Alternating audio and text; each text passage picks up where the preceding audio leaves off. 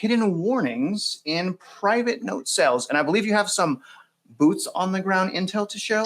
I just got back from the beach to share. Melody, is that right? I do. And I'm going to speed this one up just because we're going long here.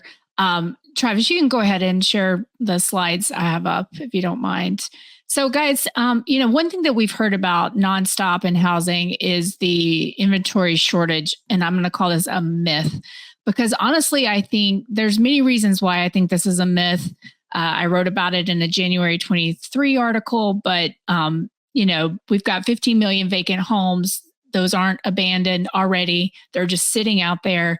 Then you have all of this new build inventory. Then you have all of this multifamily, as well as all these new home builds out there that you can't find in these reported numbers. But what I want to say on top of all that is, what if this story is also about NAR, or the National Association of Realtors, losing relevancy in a time of social media, meaning that what this chart that you're looking at represents is not necessarily just the fact that we have less inventory, but it's more that we're listing less inventory on these multiple listing sites that have kind of dominated the industry over time. And so, one thing when I was getting prepared for a debate I did last summer, I looked at pocket listings, something people told me didn't exist. And Inman had done a study where in certain markets, they thought that those pocket listings or listings outside of the MLS were about 25% of the market. Okay, that was, and in places like Austin, a lot more. So I'm saying all this as a preface to the fact that I've also talked about the fact that a lot of the lending moved out to the non-banks from the commercial banks because of those Basel III and capital ratio requirements. What if also, because of all the Dodd-Frank regulations and other things that came out of the 2008 crisis, a lot of those note sales or mortgages actually moved outside of traditional mortgage, even the non-banks. And so you have these things called private note sales, as well as seller financing that I'm going to talk a little bit about. But what's interesting, it's hard probably to see, but to the right of this graph is just a snippet from a Wall Street Journal article that said that, hey, for seller financing, we did a study, Realtor.com, who is, owned by the same parent as Wall Street Journal, and found only 1% of these of sales basically were seller financing. Well, that's what was listed on the MLS. So so essentially what you have, I believe, similar to buy now, pay later, as you have private markets that have sprung up that are much bigger than anybody wants to talk about. And so I went to it's called Diversified Mortgage Expo, a really great group of people, an organizer, Nate Turner, let me come with a press pass. I'm going to give a shout out to Nate, to John and Cindy, the folks that have really been giving me a lot of intel about this market. But I learned a ton. This conference was down in Nashville. And one of the things that I had really been curious about is in this private note sale space, how people were actually doing these private notes. And what I came to find out, which is kind of, was a revelation to me, is that they were actually sitting on the edge of these hedge funds that have been buying up these single family loan sales since the crisis. And so, for instance, Fannie Mae just did one recently. Pretium was the buyer. What'll happen is sometimes these funds will say, hey, I got a whole big tape of loans, but actually, 10 of these loans are not ones that I want. And so these folks in this private shadow market would say, hey, I want to take that off of you. And, my naive self thought that one of the things you wouldn't be able to do when you purchase these pools was to actually sell them off. But in reality, what it seems like is they could sell them. It's just whoever they sold them to would have to abide by the original terms of the agreement, which meant do not foreclose for X number of years, those types of things. So, there's this, what I'm coming to understand, and there'll be more to come on this story, is that there is an entire market operating out there kind of outside of the eyes of the CFPB. Actually, Colony Ridge, the story we did last week, that was seller financing as well. And so the CFPB is getting involved over there. To Travis's point, there are certain regulations everybody's supposed to be act in accordance with. But in reality, when you don't have the case law, to Jack's point, you can't really say definitively for something like a buy now, pay later, or even this seller financing. How is it covered under the CFPB? And apparently, the way you can get around this, a lot of CFPB requirements, is essentially you have to have that registered mortgage loan officer helping to originate these loans. So there's a couple of different structures in this space quickly. So the private notes are where folks go out and they try to purchase these notes. And a lot of them have a mission of wanting to actually offer a real modification that would help people become reperforming. Because you talk to a lot of them, and like any industry, there's the good actors and the bad actors. But a lot of the folks that I just met were the good actors. They want to buy up these notes because they are profitable, but at the same time, they can offer programs that the GSEs or the agencies just will not offer.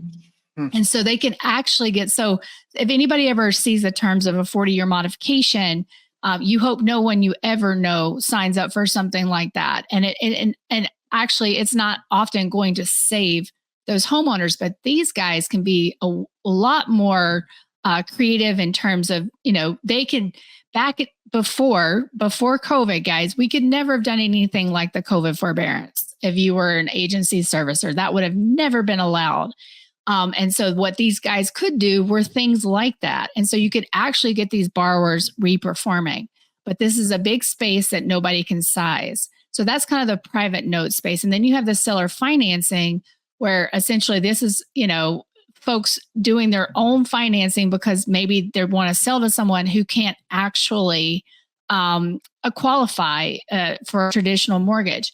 Well, that market in 23 was $23 billion. So it is not chump change. No one can actually say how many of these private note sales. There is no one tracking it. And then there is the dark side of the market, which are what we call the sub-twos. And this is where they are actually looking out on public record, trying to find out if you're delinquent, if a notice of default has been filed, and they will get your contact information, your marketing information. They will contact you and say, hey, listen, I will take over your mortgage. I'll even pay you back your equity. And I'll make your payments to the mortgage, the company. And so the problem with these, though, is that they're not often recording the deed. And so what happens is that seller or that borrower that's essentially in that home where the mortgage has been taken over until this sub-2 guy can find somebody to pay off that mortgage, another investor. This is all really kind of complicated. But if that sub-2 party walks away, you, the borrower, are still on public record as the owner. And additionally, in this country, in the crisis, they came up with these metrics. You can argue whether you think they're legal or not, but legal standing comes from possession of the note, which that sub-2 guy is never going to have. The bank is going to have, or the non-bank that has lent. So guys, more to come on this, but just at this conference, realizing that this is a much bigger story than most are giving it credit. And I think that it is actually connected to that inventory myth as well. That I think what's happened, that NAR, the biggest lobbyist by spin in Washington, wanted us all to be a little confused about how much inventory was out there, as well as how much relevance they still had in the market. And that, in fact, back in 2015, they had a whole campaign about how they were going to take back, market share with the MLS. And then that all just disappeared. And so what I would argue is that we've probably seen, there's been a lot more transacting in social media than people are actually kind of giving credit to. I have some. Wait, are you done? I have some questions. Sure, I'll stop there. Yeah. Okay, you got me passionate, Melody. I You know. often do. So just to reiterate, I want to make sure I heard you correctly. As far as private note sales, what I heard is they're mostly, I'm going to generalize, they're not trackable. They're highly aggressive and creative. Borderline predatory lending. Is that all correct so far? I know would you say have to be careful. Well, the bad actors for sure, but there are good actors in this space. Yes. Okay. Is that type of, I'll use the words, you don't have to, predatory fraud lending? Is that normal? And I have a follow-up. Is that normal before financial collapses? Fraud and reckless. Absolutely. And what I've heard, I wasn't around for the SNL crisis, but what I heard is that seller financing played a huge role in that crisis as well. And so, it's kind of found its way back. And I wanted to reiterate what you were saying for the viewers, and I really want them to understand this. We have some questions, but if I have a house and for some reason I agree to sell it to sub two, say they give me $20,000, I'm like, okay, that loan is still under the seller's name and will follow them around for essentially eternity or until the loan is paid off. And I wanted to let the viewers know that the sub two gurus, if you will, or frauds, actually made a video explaining how those investors can commit mortgage fraud to get the seller out from underneath that. And so the whole thing to me, Melly, I just don't understand how come they're not enforcing the existing laws. Yeah, I think that, what will happen is that as we see, nothing happens until there's a blow up or a crisis. I mean, all Dodd-Frank, all of that came out of the crisis, right? So I believe, we'll start to enter the regulatory cycle as soon as we're deep into the default cycle. And so, once that default happens, then we'll start to get the changes and regulations and laws and the crackdowns. And the fact that the ruling on the CFPB by SCOTA, I mean, there was probably some horse trading involved there for sure, because most people could see like taking the teeth away from the CFPB would be problematic, just because of it would be the Wild West and nobody would know what to do. But I think that the CFPB is going to go on full steroids here. And they will be out because somebody will have to be to blame. And so I honestly think the non-banks will take a lot of that blame. But then I do think these private markets will also be next up for prosecution and more legislation and changing of rules. Okay. Melody, can you just help me understand?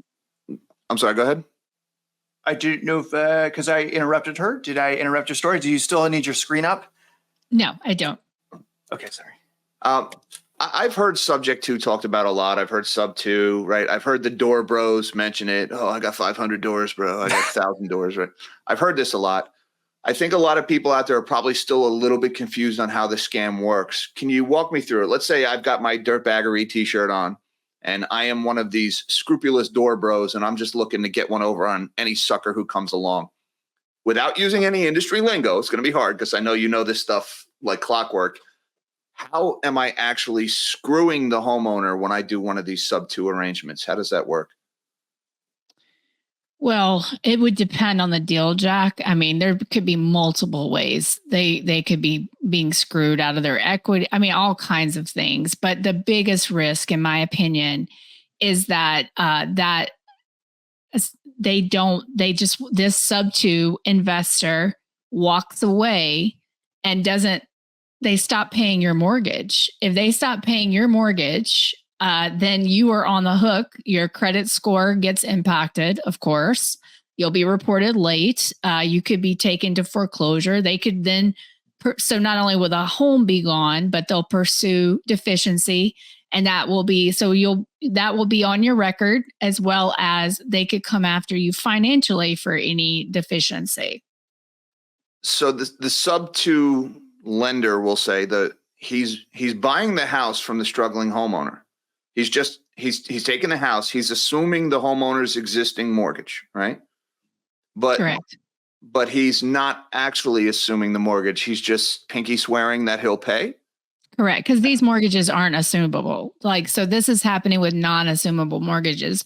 You have the FHA and VA where you can do assumptions, but in the conventional space, there's like a crazy one-off program, but these aren't assumable. So you can't assume that note, that promissory note. And so it's like a promise and a contract. And, contracts used to mean things. I think contract law has gotten a little broken since the GFC, in my opinion, especially in this space. So you can't really rely on the contract. These investors are going to walk away. But the sub two, he takes possession of the home. He takes the deed of the home, or? So he can't take the deed. So, I mean, because the borrower, the person in the home doesn't have the deed. Number one. Right. Okay. They don't, think of it as a car title. They don't have it because it's with the bank. And what that is the note. But there's all kinds of creative things they can do that you wouldn't believe it. Jack would be like, okay, we'll take over your mortgage. You can rent from us, for instance. Mm-hmm. You can stay in the home and we'll pay your mortgage, or you can stay in the home. We'll pay you for your equity until an investor comes along, and then we pay off the loan. I mean, there's so many ways that this can go down. And because there's no regulator looking over these guys' shoulder, like they could put anything in these contracts, any terms they want to put in on these homeowners. You just never know. But they could walk away and not pay, and then the borrower is on the hook. Well said. We have a question, and you answered this briefly, Melody. I was hoping to kind of put my 2 cents in there, but the question is are sub two similar to an assumable mortgage? And don't forget, you guys, assumable mortgages was back like in the 70s and 80s. They did away with that because it was crippling to lenders for obvious reasons. The rates were higher, and people were just. But here's the thing, and Melody, please correct me if I'm missing anything in here. Essentially, an assumable mortgage is you get permission from the lender to take it over. And Correct. Generally, there's a release of liability issue to the seller. Sub two is forfeiting all of the righteous way to do assumable mortgages. Sub two is circumventing the legalities of that. And also, I want to point out, again, like you were saying, that conventional mortgages, almost 100%, do not allow you to do an assumable mortgage. What we're talking about is only a small piece of the pie, which is your FHA, Melody, and you're actually even VA. I don't know 100% USDA. I can't remember. I think USDA.